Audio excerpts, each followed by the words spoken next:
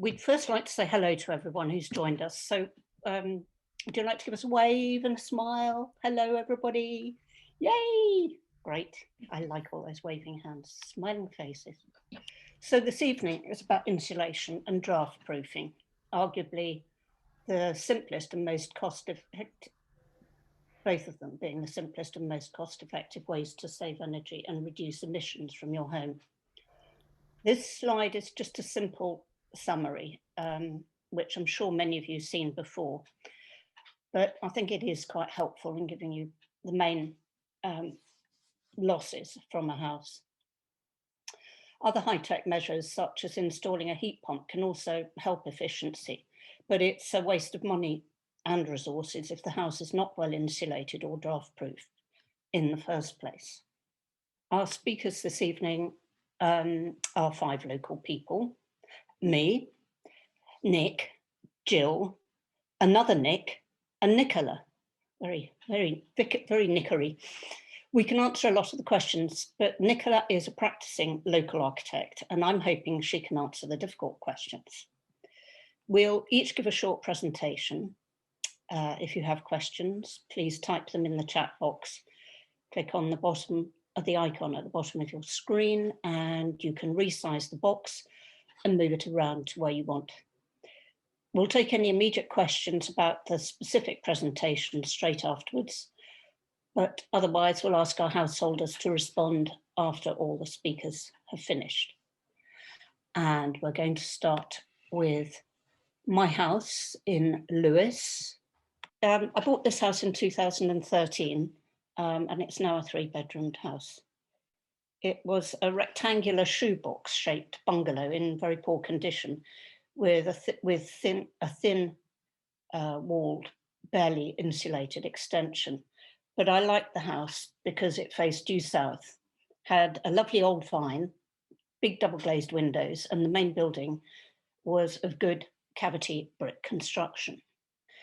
The tacky extension was demolished. You can see the builders just after they've demolished it. And I built a kind of wing or extension. So it's now L-shaped. All the red bit on the plan shows all the new bit. It would have looked better if I'd had a pitched roof, but my neighbours were unhappy about the increased height, so it stayed a flat roof. The first job was improving the existing roof. It needed strengthening for solar panels with new joists inside, and then the old roof was boarded over and 150 mil of Celotex was laid on the roof and covered in asphalt, which has got white chippings on top, and they reflect the heat, which ensures the asphalt lasts longer. The roof of the extension was a new build with thick Celotex, and part of it is it is topped with a wildflower roof, which adds even more insulation. The extension being all new made it very easy to put in good wall insulation. I used Celotex here and in the floors, at the walls and the roof. I thought about using wood fibre board as being more environmentally friendly, but I would need much thicker panels to achieve the same insulation values, and I wanted to keep the walls thinner to reduce the house's footprint because it was a bit tight down the lane where I live. Now I slightly regret it because the Celotex is not great at soundproofing, and on a Monday morning, as the bin men clank around outside, it sounds as though they're in my bedroom. The timber frame and insulation is clad with thermowood, a heat-treated softwood that supposedly needs no ongoing maintenance, rather like cedar or chestnut needs no maintenance, but it's a bit cheaper. And the other thing I liked about it, it can be painted, unlike those. In the original building, although the walls are brick with a cavity, which is a reasonably warm construction, and as far as I can make out, it was filled because polystyrene beads came out every time you stuck a drill through the walls. I thought the flattened bricks were ugly, and to tie in with the extension, I wanted it wood clad. So I took the opportunity to increase the insulation by adding 60 millimetre of Pavatherm fibreboard to the outside under the new cladding. You have to consider window details very carefully when you're adding insulation externally, extending window sills and such like. The house is now wrapped like a blanket. The extension has new modern wooden double glazed windows, which are superb. They're factory made and painted and have needed no maintenance so far. I always keep the vents open though, because the extension is so well sealed and I am mindful of condensation in the winter. The existing building had plastic UPVC double glazed windows. And I'm not keen on plastic, but they are practical. And I thought throwing all that plastic away when it's perfectly serviceable was a horrific idea. I'd like to add here, while I'm talking about windows, one of the cheapest and most overlooked ways of keeping heat in is curtains. I've always used thermal or thick-lined curtains because however good, windows are still one of the coldest parts of the structure and will leak heat. The floor in the extension is insulated and covered mostly in carpet with felt underlay made from recycled material. Felt underlay is much cheaper than the foil plastic stuff that the contractors try and sell you, and I feel it's much more environmentally friendly. I wanted to insulate the floor in the existing building, but it's a concrete floor, and to insulate would require either digging it up, impractical, or laying insulation on top, bringing the levels up inside. This would mean rejigging doorways, doors, skirtings, and probably involve steps. Again, too disruptive. So instead, in the living room and kitchen, I put in a wood floor with 5mm fiberboard insulation under, which is rather like thick cardboard. Again, more environmentally friendly than many of the underlays on offer. I used cork clipboard with fiberboard underlay in the hall and corridor, which is I'm showing in that picture, which is very warm underfoot. So what are the benefits of having done this work? I know I've made it more energy efficient. I've nearly doubled the footprint of the house, yet my gas consumption of about 6,000 kilowatt hours a year, heating and hot water, has dropped from about 8,000 kilowatt hours. And the estimate for my gas bill this year is £250.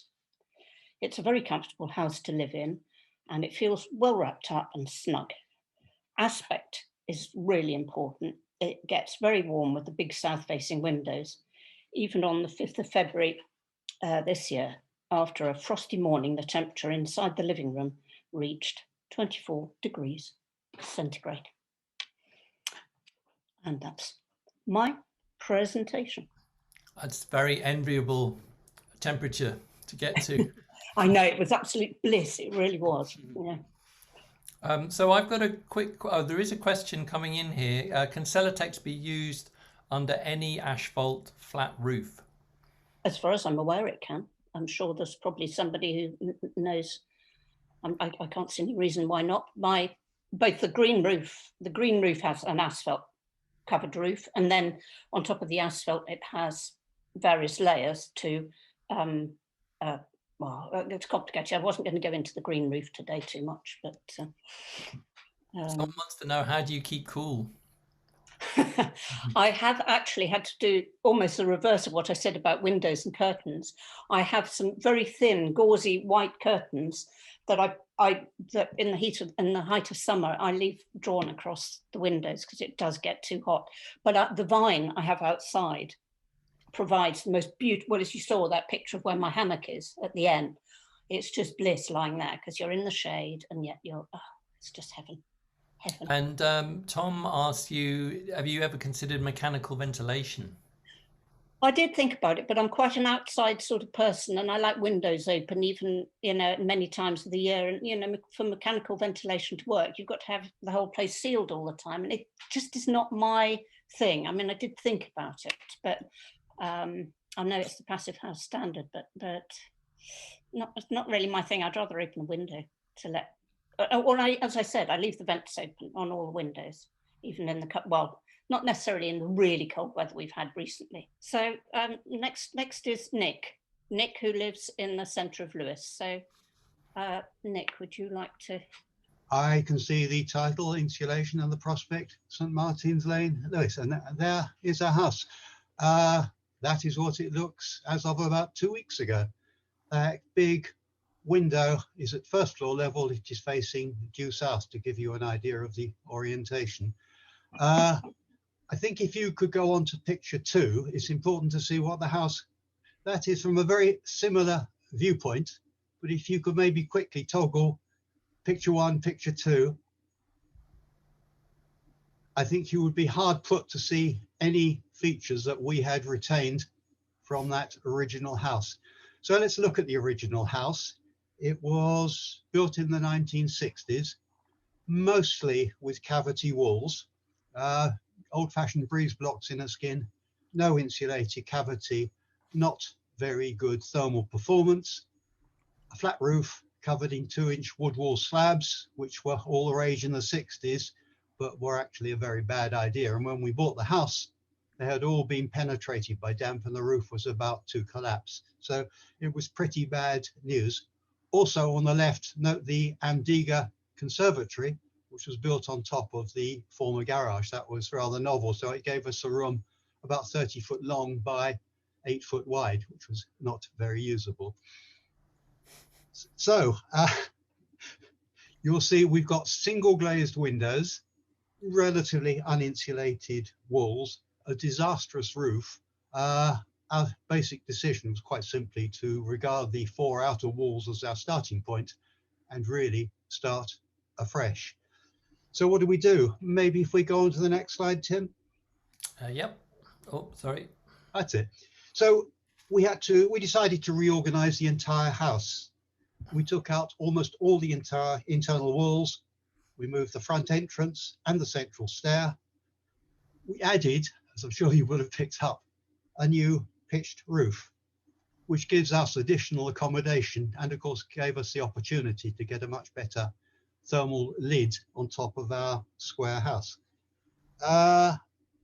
And we replaced all the doors and windows with Velvac high performance composite units, which are double glazed and draft stripped. So that is really what you are looking at there. And there is, just in passing, is our air source heat pump. Let's have a look at the interiors, picture 4, if we may, Tim, please. So this is that window that we saw in the first slide, looking south, where we've got a fantastic view of the South Downs. South facing, our entire first floor, including our bedroom, is open plan. So all the heat that we get from that south facing window really warms the entire house. We've got board oak floors throughout. So our intention always was to have a light, airy house, probably the same priorities as Julia. And I still think, conceited you may think, this is one of the nicest living rooms in Lewes. I love waking up here each morning and looking at that view. So what do? How do we make it warm? Let's go on to the next slide, Tim. We overclad the whole house in a similar method to Julia's. It's a German system called Marmarit warm wall. So essentially that's existing wall, insulation, a mesh, and then a very thin self-colored render on the top of it. So that was all carried out in 2004. So therefore it's been there for 16, 17 years.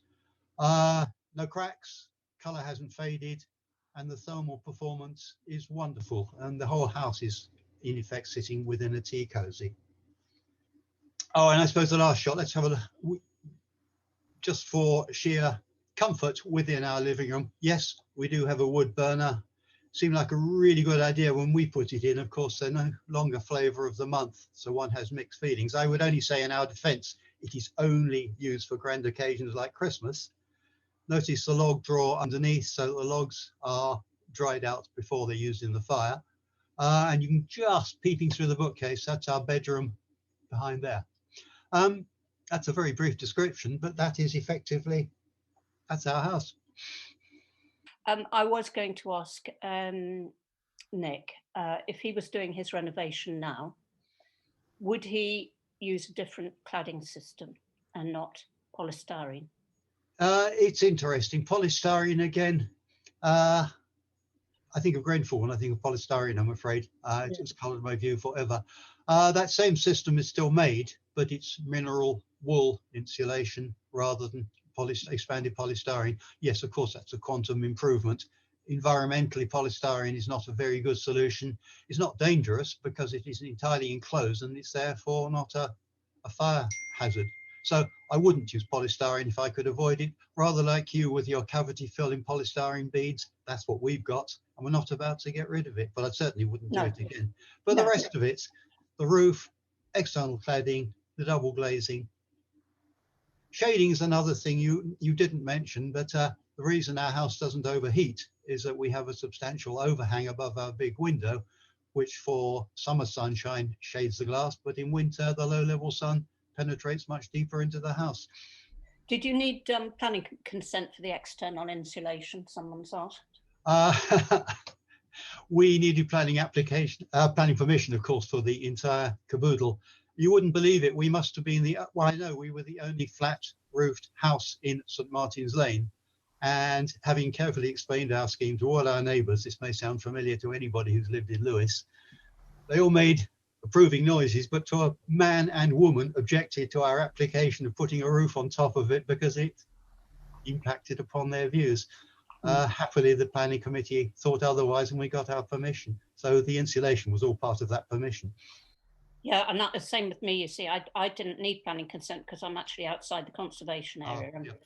So I think otherwise you would need planning consent. I'm sure you would, yeah, that's my understanding, Judy. Tax, somebody asked, do we have tax relief from the government? Nope. We'll leave the next question for after we finish. So let's move on to the next presenter, if we can, who's next? Jill. Jill, would you like to tell us about your house again in Lewes?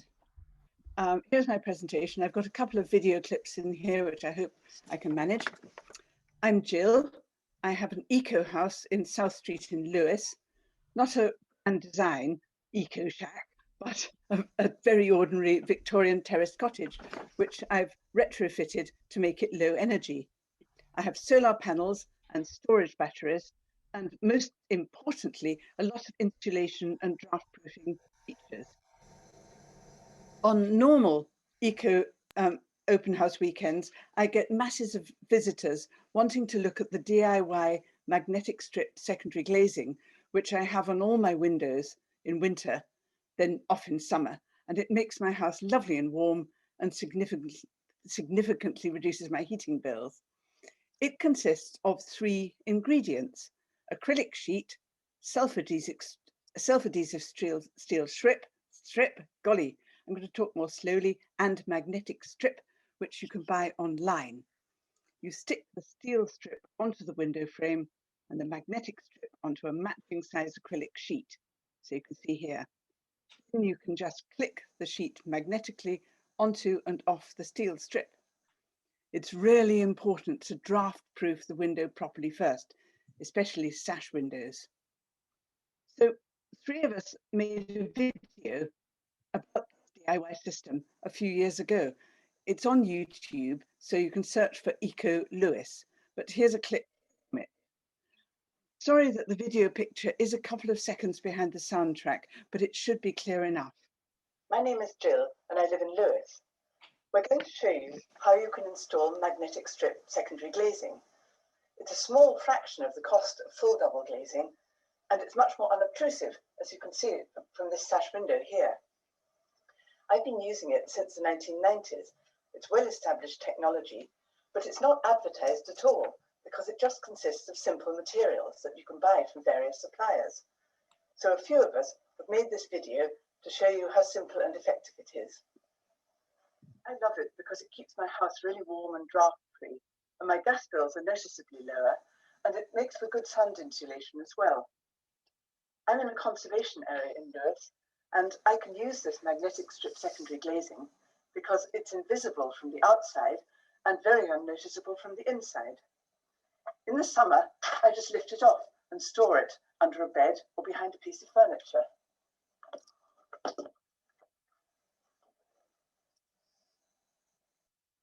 So the big sash window in the video cost about £80 to do. So a fraction of frame type secondary glazing, and it's allowed in listed buildings as it's invisible from outside. In summer, you can store the sheet under the bed or at the back of the wardrobe. It's not ideal for windows which you open a lot in winter or for windows of more than around 2 meters square. It's usually a simple DIY installation job, though on characterful Lewes windows, it might take a bit more planning, but a handyman would be able to sort it out easily. Here's another clip showing a sheet being taken off and put on again. It's almost invisible. Just to show it works, I'll pop it off.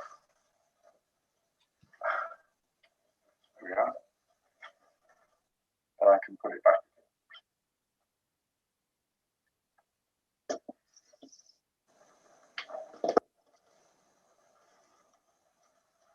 There we are. It's as easy as that. Thank you for watching our short illustration. This page shows you our websites, which have a lot more detail and FAQs on installation, including a list of suppliers. So please do have a look, and then you'll be ready to go. Goodbye.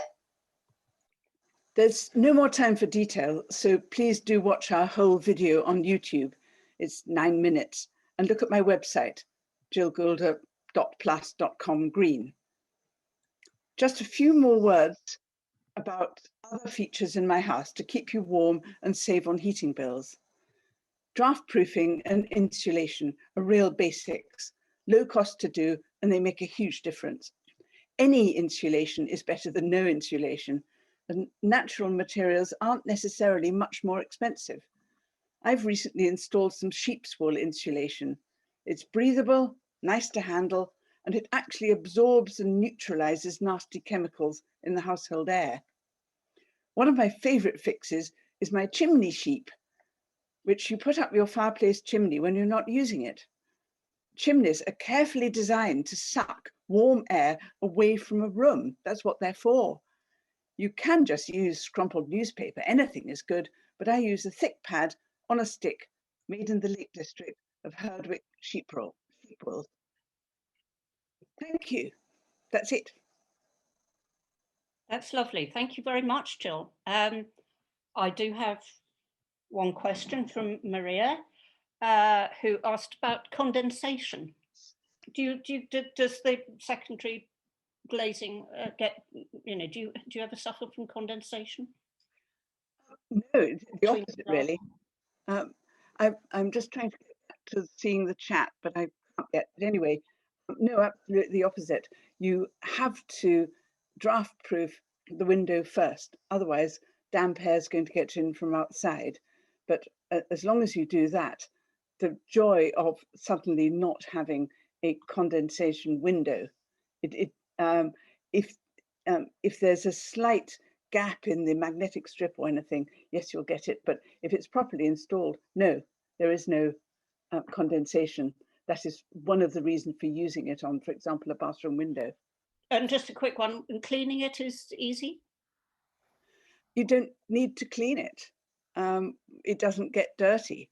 I have been using it for 25 years.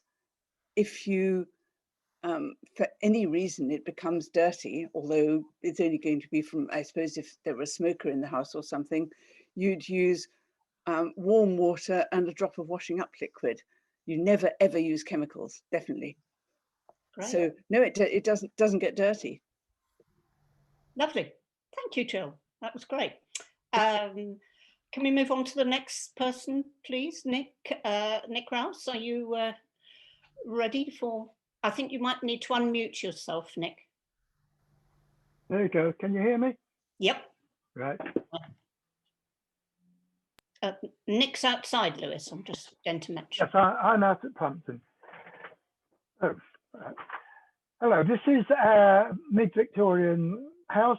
Solid brick walls downstairs and tile-hung timber frame upstairs. It was single glazed with zinc lattice windows at the front. There were solid floors downstairs and a badly fitting thin wooden front door. Next slide, please. The easiest job was to replace the tatty 25mm of dirty fiberglass with 250mm of new fiberglass. Next slide, please. Right, the wall insulation. The downstairs walls were internally clad with 50mm foam back plasterboard. Phenolic foam was used, being slightly better than PUR foam. The plaster walls were given several coats of PVA waterproofing liquid. The boards were then stuck to the walls with a plaster-like adhesive.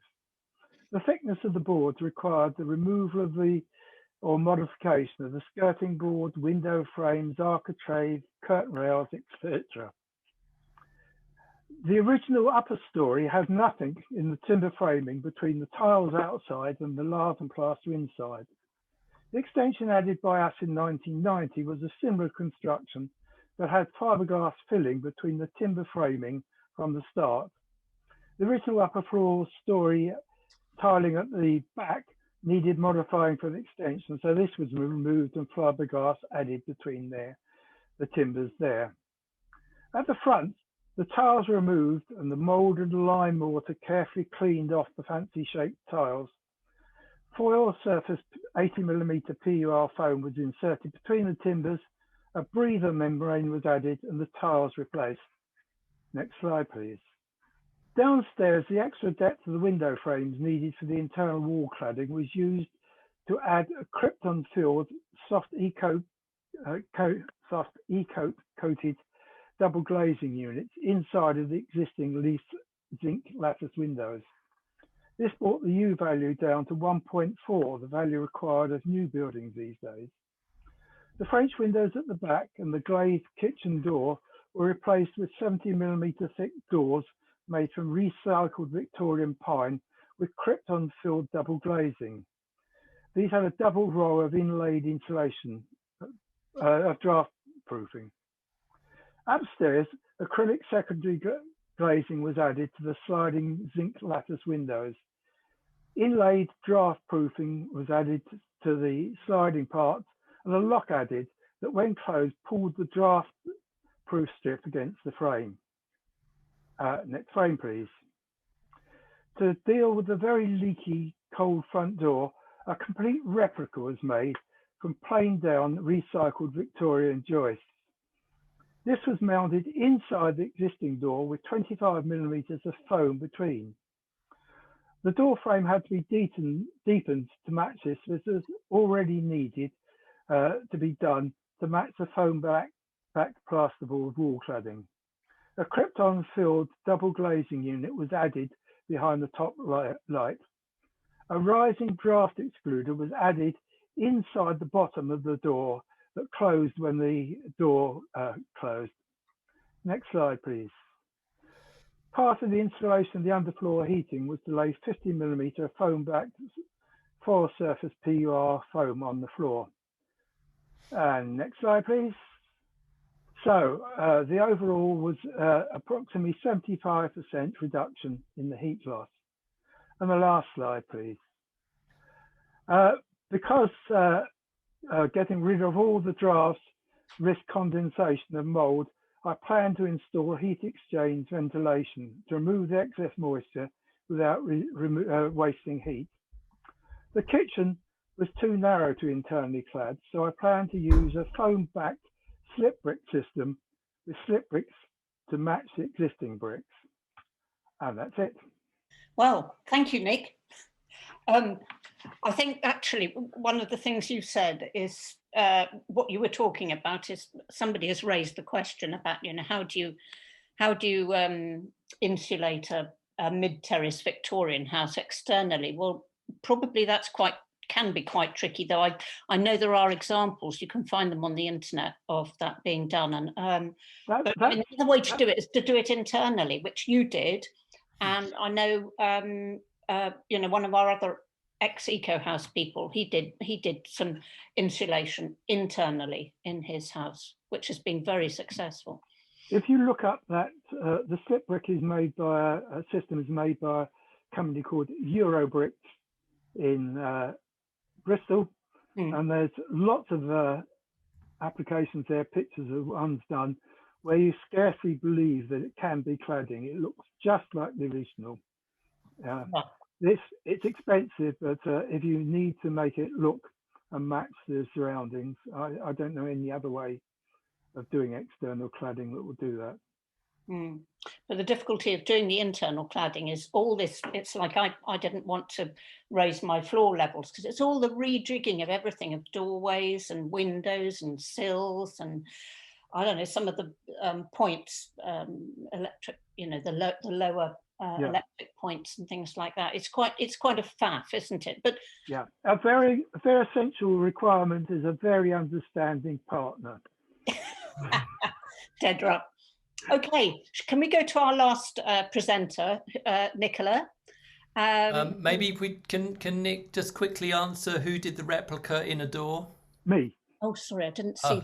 I beg your pardon, I missed me. I brought up the joists. If you go back to that slide, you can see the original material there. And I planed it all down after a planer and routed the tongue and groove on it and put it all together. Yeah, all my work. Okay, fantastic. Thank you. Thank you. Hello, everyone. I'm Nicola Ferner, and I'm a local sustainable architect. My undergraduate degree is in sustainable design. So my house, can you go to the next slide, please? Is in Manor Terrace in Potters Lane, right across the street from Anne of Cleves. So not only am I in the conservation area, but I'm also a street of special interest. There's nothing I can do that I could get away with in any form or shape. Could you go to the next slide, please? Now, I was really lucky when I hit this house because the previous architect who actually built the row of houses was a very renowned local architect at the time. His name is Alwyn Underwood, and he was known as an eco-architect, and he did lots of features in his houses like using reclaimed beams, and he used to be known for putting a recycled glass bottle in the eaves of his houses. Now, in our house, we decided to actually carry on this tradition, and we've also used recycled materials. So when we did our extension at the back, we used recycled bricks. We used the Kemer tiles that we took off when we put the roof lights in to rebuild the rear extension and use them for windowsills. And we sourced recycled floorboards of the same era to redo our floors. May I have the next slide, please? So you can see Alwyn's details where he's used a recycled glass bottle in the ridge, refurbished oak lintels, and then what was very cutting edge at the time, he used critol windows in oak frames. Next slide. In our house, I've tried to carry this tradition. So I recycled all the bricks that I used and for the kitchen extension at the rear. And we used lime mortar because it breathes. And we got our slate tiles from Wales, so no air miles. And you can see along there, I've put drainage. Now the drainage goes all the way around the back of the house. And you may hear in my accent that I'm from Canada. So we know in Canada that if you have water up against the side of your house, it takes the heat away from your house. It basically wicks the heat away. So it's very bad news. So one of the top things you can do and least expensive things you can do is drain the water away from your house properly. If you look at the next slide, you can keep on that slide. I was talking about breathable paint. When we moved into the house, the entire house was covered in acrylic polymer paints and multiple layers of wallpaper. We stripped all of those off and it allowed the house to breathe again, which was critical because our critol windows, someone was asking about condensation earlier. Not only did we get condensation, but we got terrible mold. And of course, mold contributes to asthma and all sorts of breathing difficulties. It's not good for your health. After we stripped down all the walls, the house breathed again like it was meant to when it was originally designed by Alwyn Underwood. And I've listed in my presentation all the different types of paints that I've used. So I've experimented with pretty much every eco paint out there. May I have the next slide? So does a highly insulated 1930s eco house have to look really dull? Is it all draft strips and practicality but no beauty? May I have the next slide? I don't think so.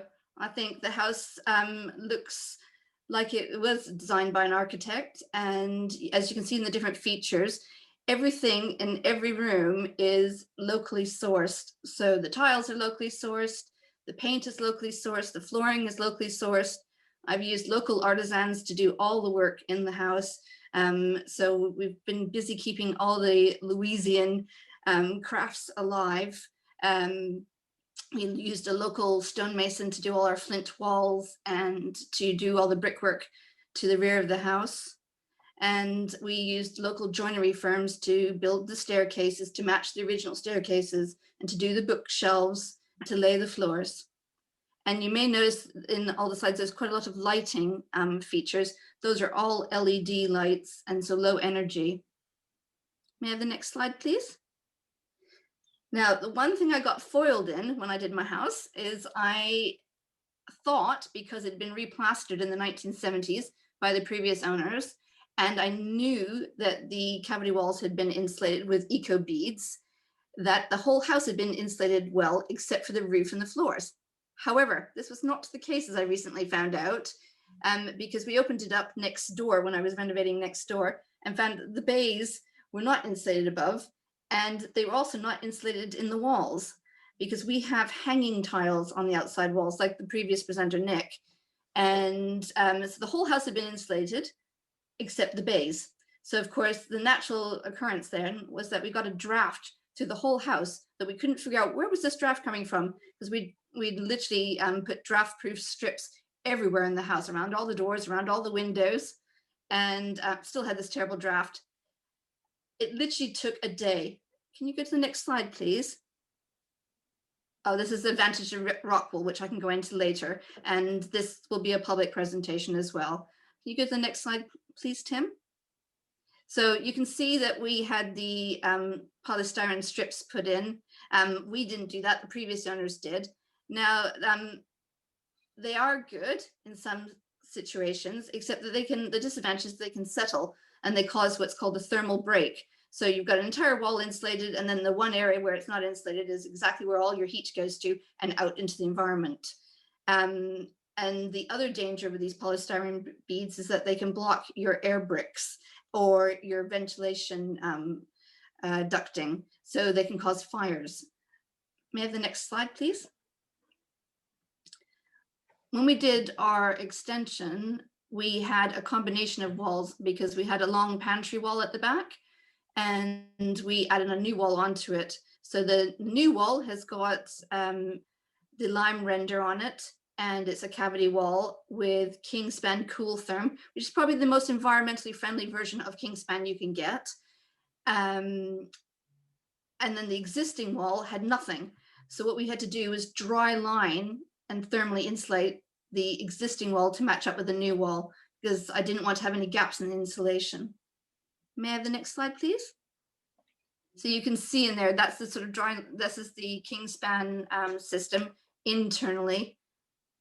And then externally, that's what you can see, lime render, and those are the reclaimed bricks from the existing house where we opened it up.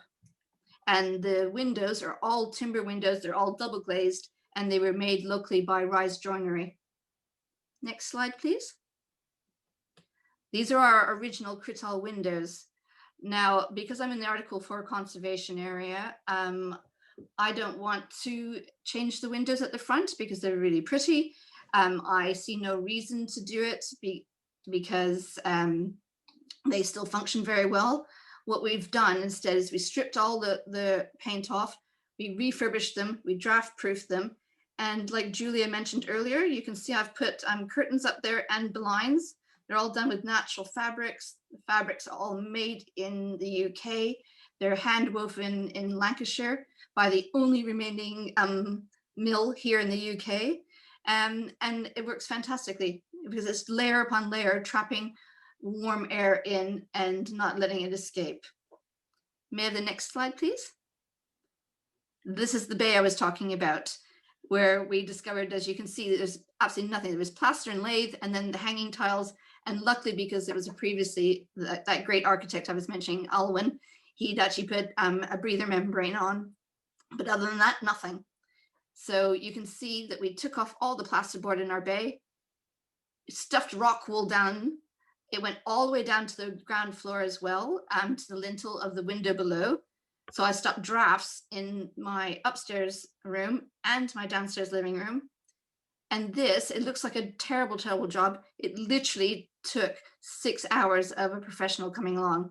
So he came along, he took it all off, he stuffed it with insulation, and then he replastered it, and then of course put the plaster layer on. The thing that took the longest was the drying of the plaster, and then us painting it, because we're not as fast as a professional. May I go to the next slide, please? And you can see I've got all plastered there, and that's my downstairs bay. And I don't have any drafts there anymore. And these are two of the paints that I've experimented with, Little Green and Earthborn, and both of them have their own merits. Next slide, please.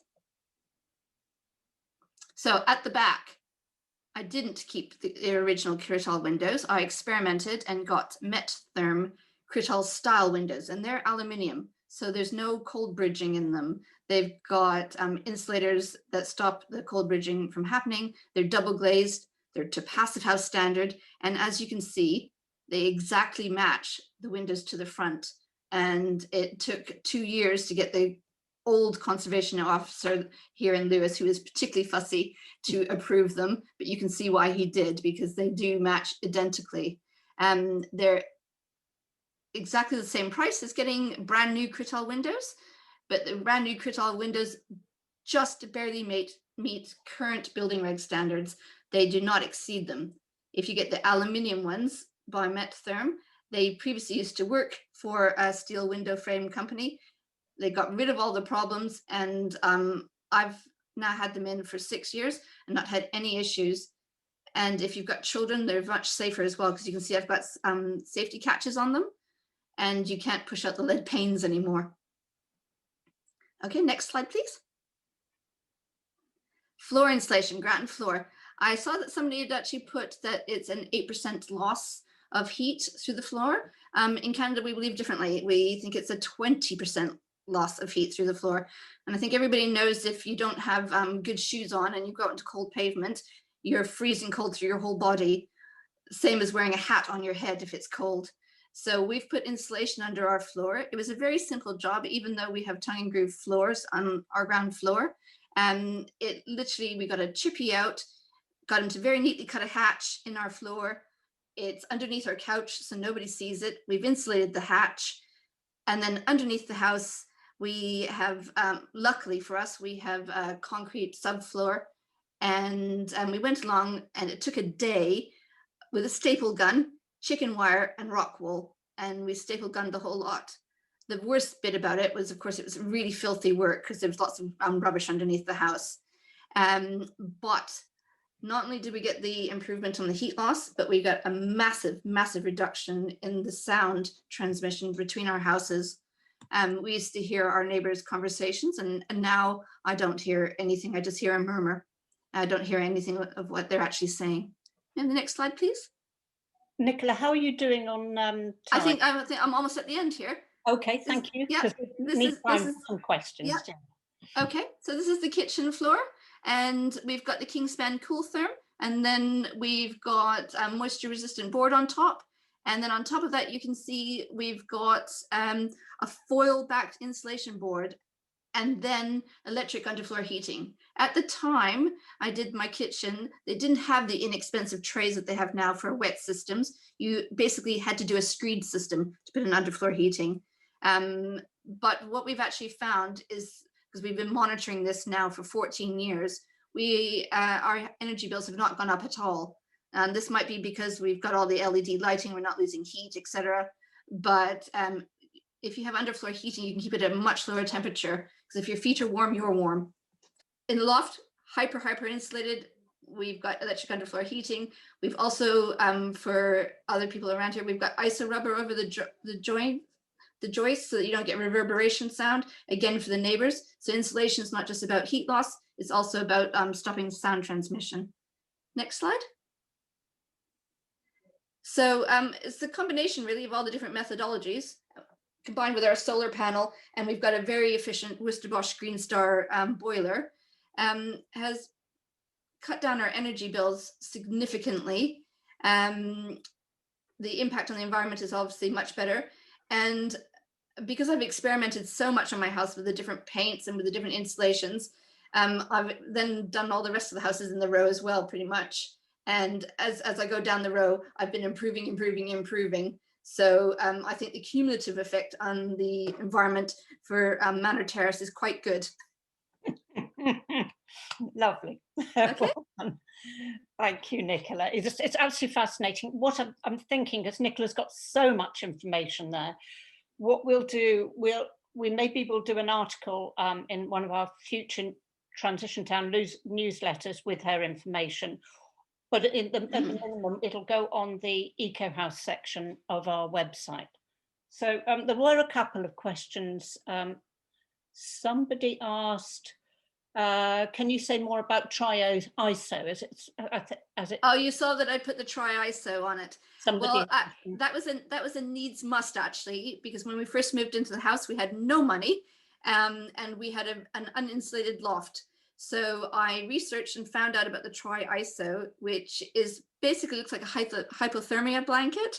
And so it's really easy to deal with. You can cut it. It doesn't have any scratchy, itchy bits like using rock wool.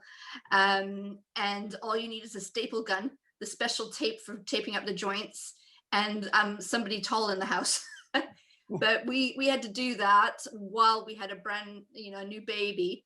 And so we did shift change, and one of us would go up and staple it. When we did afford to do our loft extension, we took down all the Tri-ISO. We put other insulation as well, the rock wool, and then we put the Tri-ISO back again. So we recycled every last bit of that Tri-ISO and put it back up again. So I found it to be a fantastic product, and it's very good. It's approved here in Sussex for use. Literally that one bit of Tri-ISO is equal to 200 millimeters of rock wool. So if you do that and then batten it over and then add some insulated plasterboard, you can actually exceed building regs very, very easily without using a lot of space, which of course in Lewes, with our tiny houses, space is of a premium, and you don't want to lose that in your loft height. Does that answer the question? Sounds good to me. Yes, I mean, I must say I was quite tempted by the stuff because it's so thin, but anyway. So easy to use. Somebody's asked, is rock wool environmentally acceptable in terms of how it's created? Oh, I think there's a lot of embodied energy in rock wool, and as ever in any product you use, there's a balance to be made. So of course I've many times thought about sheep's wool, because it's fantastic and it's anti-dust mite, and of course it's not like we don't have lots of sheep in this country. We do. So in fact the farmers were trying to give away sheep's wool this year and couldn't do it. The downside of using things like sheep's wool is that it has to be treated for fire, it has to be treated for bugs because it can attract moths, and so once you start putting all those chemicals in, you don't have this amazing environmentally friendly product that you thought you had initially. And the same with straw, you have to treat that for fire and bugs. So I think with every product you get, you have to weigh the pros and the cons and answer within yourself, can I live with that on balance? Is it better to have embodied energy loss, or is it better to have a product that's all natural? And I try to do the best as possible. Lovely, thank you. Be kind to yourselves. Yeah, I know materials. Well, I wanted to actually quite have another session like this about materials. I mean, you're passionate about materials. I've compromised, but I'm pretty passionate about the materials too. It seems such a shame when there's so many natural things around that work extremely well. It seems such a shame to go and buy. But the builders I find just go and use the easiest thing from Wix or home-based Screwfix. They all they don't like using the Kingspan Cool Therm. It's on every building regs detail I ever put, and I use that, but it costs like probably 10 to 15% more expensive. And of course they think, well, it's Kingspan, it has the same performance. Yes, it does. However, the Cool Therm has 0 ODP, which is ozone depletion potential, and when it can actually be recycled. The entire product can be recycled. It doesn't break down naturally, but they can reuse it in other building materials. Yeah. So, but builders, of course, they don't want to add 10% onto their cost for insulation. Nick, it does have zero ozone problems or gas problems these days, but it didn't used to. It used to be the best insulating material because they used to foam it up with some rather nasty hydrocarbon gases.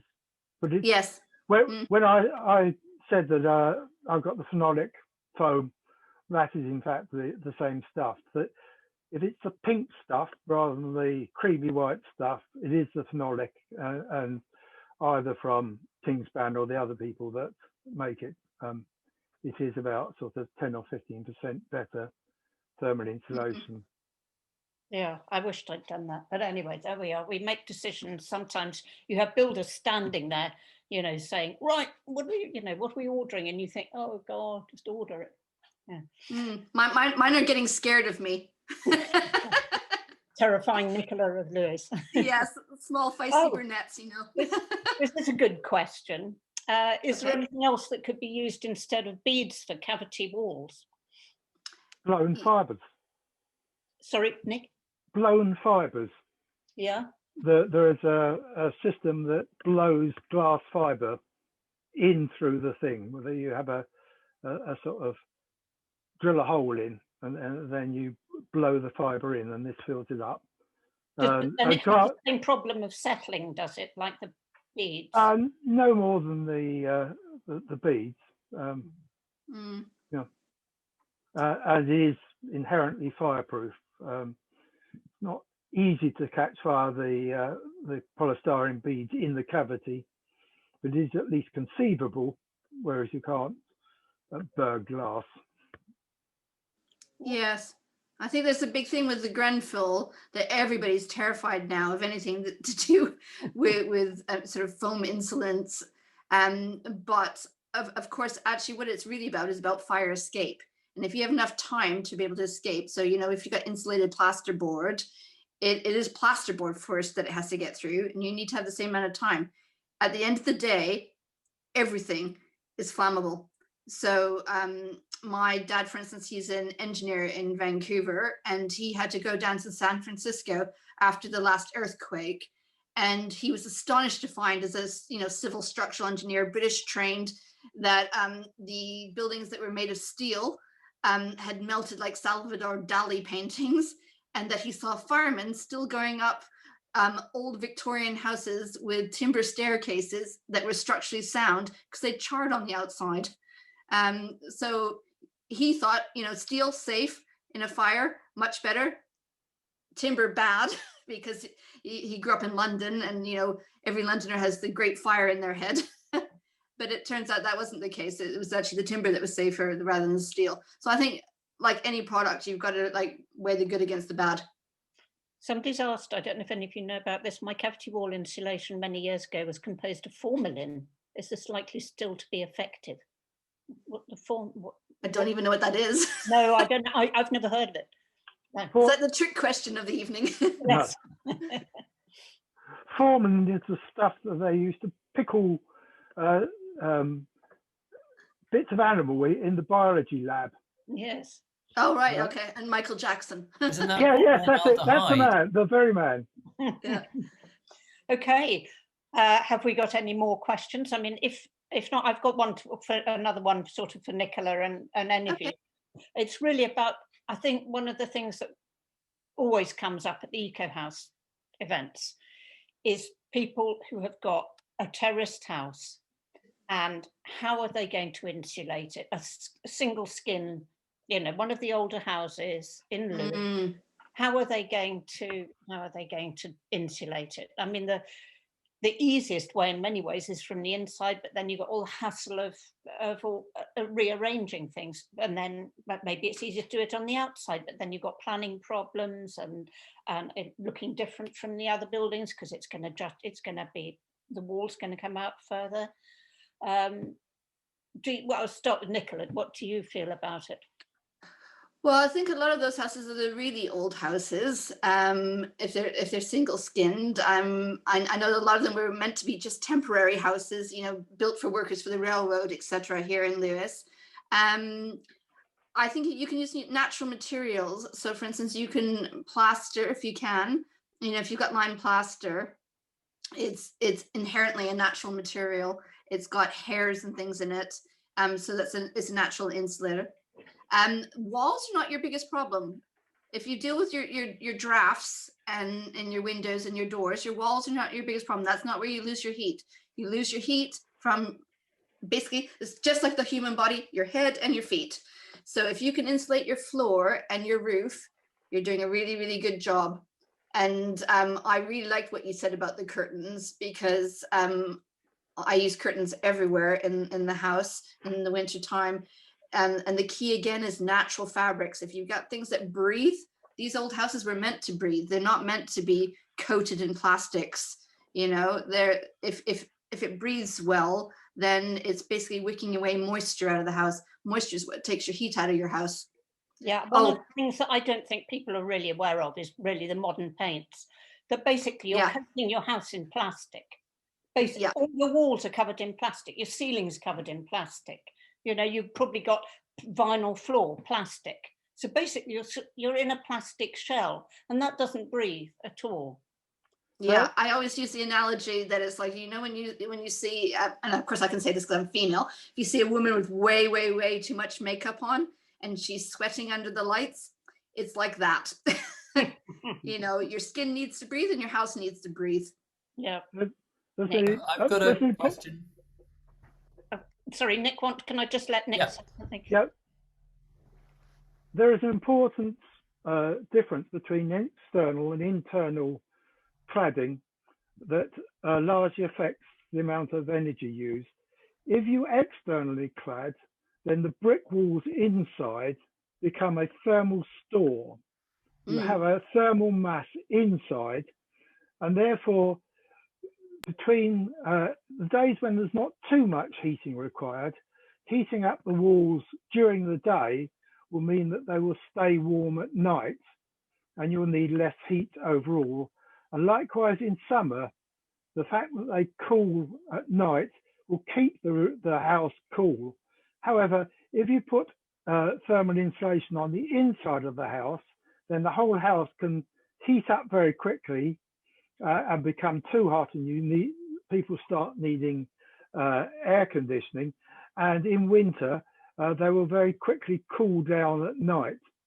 So if it's at all possible, and the choice is not determined by other things, external cladding is an energy saver compared with internal cladding, even if you have the same amount of total insulation in the walls. Okay, thanks, Nick. Okay, Tim, you had a question. As I understand it, the housing regs haven't changed since 2013 for insulation. And Nicola, I guess this is aimed at you because you know about this sort of thing. Have you any idea when they're going to change, and if they do, what the new kind of standard would be? How long is a piece of string? They're constantly changing the requirements. Now they're saying that you can't have boilers in 5 years. How are they going to manage that? You know, then they talked about the green homes deal, and now they've dropped that. They don't actually ask professionals about it. They just go ahead and rewrite the whole system every time there's a new government. My policy is, no matter where I go, I just improve what I've got on, and I do it beyond building regs. There is a point, though, that you can do too much, and that is not sustainable either. We do not need triple glazing in our houses here in the UK. We're not up in the north of Scotland. We're not in Canada. Triple glazing is overkill. And of course, it takes a lot of energy to produce a triple glazed window. If you have a double glazed window, that's easily adequate for here. Your cheapest cheap things to do is insulation. And don't over insulate your house either. You know, once you go past sort of the equivalent of 400 mil of rock wool, that's mad. You're just basically throwing money away, and you've bought something that you don't need. But 400 mil is over the 300 mil requirement for building regs. Yeah, so I try to do it up to a good balance. Like everything in life, it's all about balance. Sure. There's somebody just posted in the chat box that there's a government consultation underway on standards for existing buildings. So everybody write your letters, tell them that. Yeah. Tell Almost them weekly I get a new really, update. really high if we're going to avert all these problems. Can I just interrupt just shortly just to say that it's 7 o'clock and we sort of theoretically have to finish, so I'm perfectly happy to stay on for another 10 or 15 minutes but I'm not in requiring our panelists to stay on if they don't want to, but I'm happy to stay on if anybody's got any more questions. And I'd just like to do my thanks to all the presenters, Jill, Nick and Nicola. If you've got any more questions, please email inquiries@transitiontownlewes.org, which can be found on our website. And we'll try to pass on your query to the person who we feel can answer it best. We'll also have a follow-up sheet of information available on our website and in our newsletter after this series of online talks finishes. There's lots of information also from our previous Eco Open House events when we were actually allowed to visit people's houses. And I'll put the link in the chat box in a minute. In due course, we'll also provide links to the recording of this and the other events on the website and in our newsletter. The first recording's already available now. It can actually be seen on our website. And again, I'll put that link in. And just to say, the next session in this series is next Thursday, where we'll be talking about powering your house, concentrating on photovoltaics and batteries. And do sign up for it if you have not already, because there are a few spaces left. I would also like to mention Warmer Homes Sussex, who by pure coincidence are doing some similar events, and they have a webinar on insulation this coming Tuesday. And I'll put the link in the chat box in a minute. So the formal session has ended, but if anybody wants to carry on, I have something. I'd just like to do a quick screen share, if that's all right with the rest of you, because I meant to put it up before and then I forgot. I can't find the blasted thing now. Oh dear, it's disappeared. I'll do it in a minute because I can't find it. I've gone and closed it. Tom says it's Warmer Sussex, not Warmer Home Sussex. Oh, sorry. Thank you. Sorry. I'll put it in the what's it in a minute. I want to mention, Julia, that my next experiment is going to be with the Pavatherm. Oh, right. You haven't used I'm going to do a garden studio. Yes, I part of me wish I'd tried that on my kitchen extension. It's really nice. It's really nice. I mean, I've used it on many of my clients' houses, and it particularly works well on old Georgian houses because it breathes. Yeah. What I was just going to say was that, you know, if people haven't got a lot of money to spend on all these on major insulation measures, just simple things which are not expensive. Loft insulation is a doddle. Yeah. The more you can, and free many times as well. Absolutely, you can get it for free very often. Curtains and carpets with lining and underlay make a huge difference. Draft strips around all doors and windows. Again, there are local tradesmen who can easily fit them for you if you can't do it, but it is a very easy job you can do yourself. I can do it. And the other thing, I actually did this the other day because I found there was still a leak through my house, and seal around your pipes and vents from the outside. The cold was coming in, pouring through a pipe where a pipe came through the wall. Letterbox draft proofing. I do loads of, giving out leaflets, leafleting for people, and the number of letterboxes that are not insulated. I would say 90% of letterboxes are not. Fill between the floorboards, keyhole covers, just put them on, stops drafts coming through the keyhole. And as Jill mentioned, chimney draft proofing. So I just wanted to mention those as a, fairly... For letterbox insulation, the magnetic strip and steel strip that Jill mentioned for secondary glazing works very well in holding down a letterbox flap. Right. Which is what I've got on mine. Oh, right. That's a nice, simple way of doing it. Yeah. It is. I've got one as well. The cheapest chips put a second letterbox internally. So you have the one outside and then you have the one inside. Even better, what I do, I don't have a letterbox, I have an external letterbox. That is better. We can all do one better, can't we? Someone's just asked about loft insulation being free. If you don't have a fully boarded loft, then many energy providers will actually give you loft insulation for free and install it for free. Somebody wanted to know. You just have to check with your energy provider. Sure. But not if your loft is boarded, forget it. They won't do it. You can get can somebody recommend a good make of draft strips? I just went down to Screwfix. Mostly because typical architect, I like going down to Screwfix. I like Screwfix too. If you want to do a really posh job, the ones that is put in professional made windows is Qlon. You have to route a groove down the door and it fits in there. And there are two types, one that is for rubbing at the side and one that goes in the groove that compresses at the end. And if you get good quality windows, you will find that that's good quality wooden windows. That's what's in there. You can do it yourself. It's if you don't mind using a router. You mean if you're skilled enough to make yourself a secondary door inner lining? Yes, that's what I've done there. There is a double strip Qlon system around there, apart from the bottom, which has got this cunning thing where a little button sticks out, and as you close the door, it pushes the seal down onto the ground. It's very difficult otherwise to seal the bottom of the door. If you have something that rubs every time you open the door, it soon rubs off. But if you have one of these strips that actually drops only when you close the door, it makes good contact and seals for a long time. Can I mention, as an architect, my pet peeve when I see beautiful double glazed windows and doors that have cat flaps put into them? Yeah.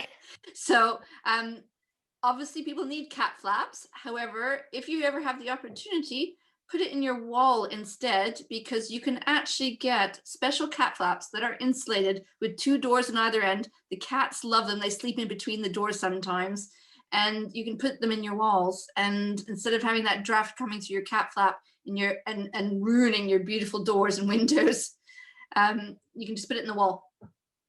Excellent.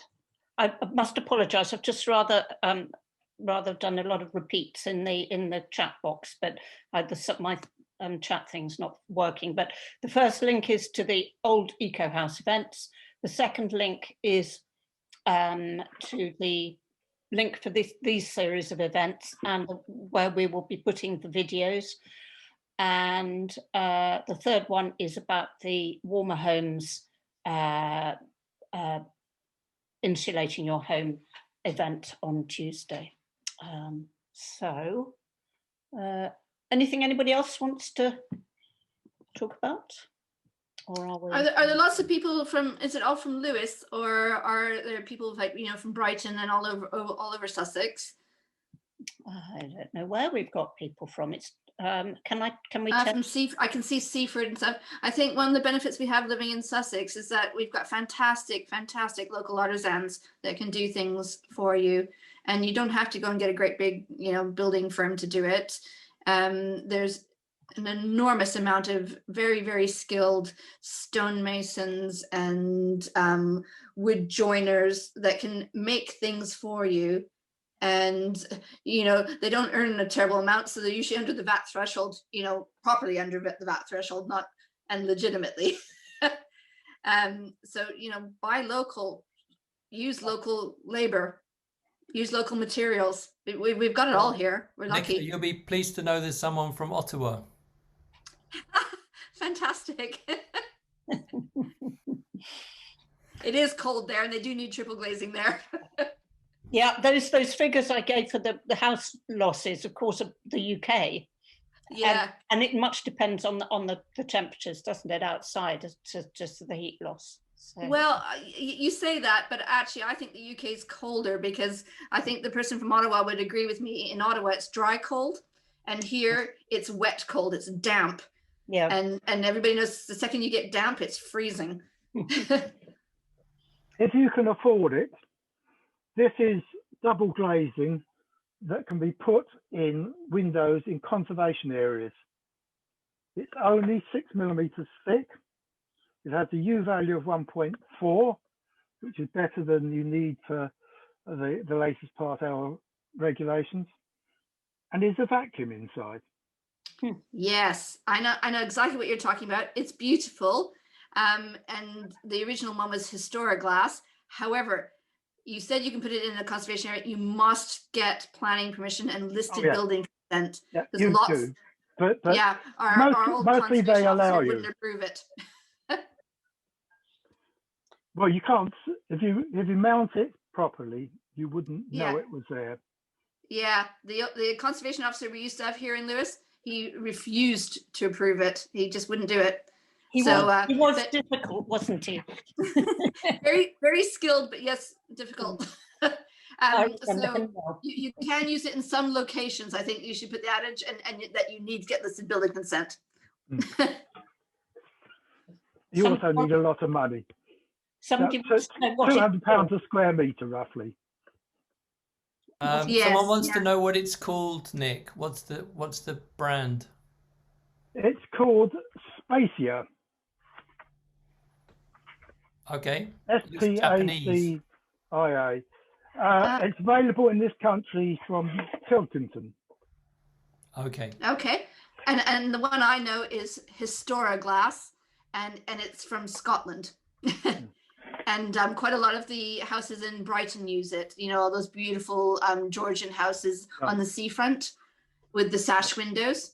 Yeah, I think if you look at that, you guess where this one comes from. Oh yeah. Yeah, that is the problem. You know, you find, as you said, Nicola, so much is a trade-off. You know, it's like, I wanted to use this thermawood because I originally thought I was going to paint my house. And with local chestnut and cedar, you can't paint it. So I went for this thermawood, which anyway was a bit cheaper, but that had to come from Finland or somewhere. Yes. But I mean, a lot of the wood does, you know, a lot of the wood for these things does come from Scandinavia.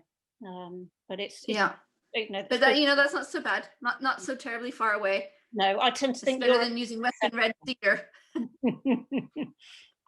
I mean, obviously I love Western red cedar being Canadian, but I do get frustrated when I see it everywhere here, because I think, wow, that's a lot of travel miles. Yes. Is that all the questions? I think we might. I think so. I think we should wrap up. I do too. Well, thank you all very much. It's been fun, like last week. Great. I really enjoyed it, and I hope you all did. And as I said, I hope to see some of you next week. We've got there'll be some people back again, and some new. I don't know if there'll be any new people, but anyway, it should be interesting. Lots of things to talk about. So thank you, and bye. Lovely. Bye. Bye. Bye. Bye.